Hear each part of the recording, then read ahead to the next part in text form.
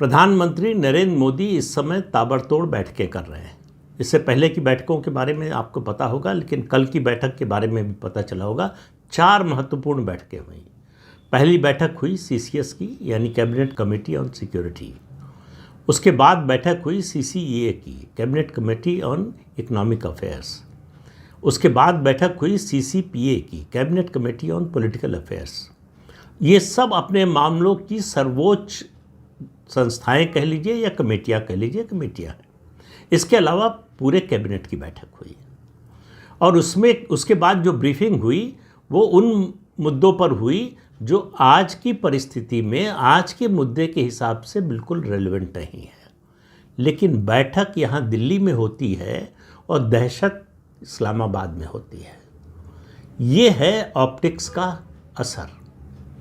अब प्रधानमंत्री ने क्या किया है, एक अनौपचारिक रूप से आप कहिए एक वॉर कैबिनेट बन चुकी है, जिसमें प्रधानमंत्री के अलावा देश के रक्षा मंत्री हैं, गृह मंत्री हैं, तीनों सेनाओं के अध्यक्ष हैं, CDS हैं, चीफ ऑफ डिफेंस सर्विसेज, और इंटेलिजेंस के लोग हैं, नेशनल सिक्योरिटी एडवाइज़र हैं।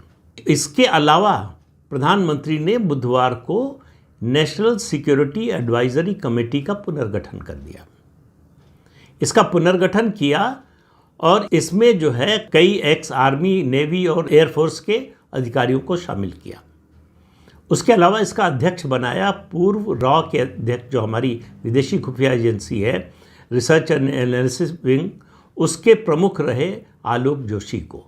अब वो इस कमेटी की अध्यक्षता करेंगे और इस कमेटी का काम क्या होगा, ये जो वर्तमान परिस्थिति है उसमें पाकिस्तान के खिलाफ क्या कार्रवाई हो, कब हो, कैसे हो, इसके बारे में प्रधानमंत्री को एडवाइस करेगी, सलाह देगी। उसके अलावा जो इनपुट जुटाया जा रहा है उसके बारे में सलाह देगी। इसके साथ ही भारत ने अपना जो डिप्लोमेटिक ऑफेंसिव है उसको और बढ़ा दिया है।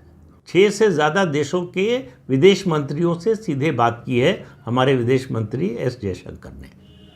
इसके अलावा डिप्लोमेटिक स्तर पर और बहुत सारी बैठकें हो रही हैं। पाकिस्तान को भारत अभी जो है डिप्लोमेटिक और आर्थिक तौर पर घेरने की कोशिश हो रहा है।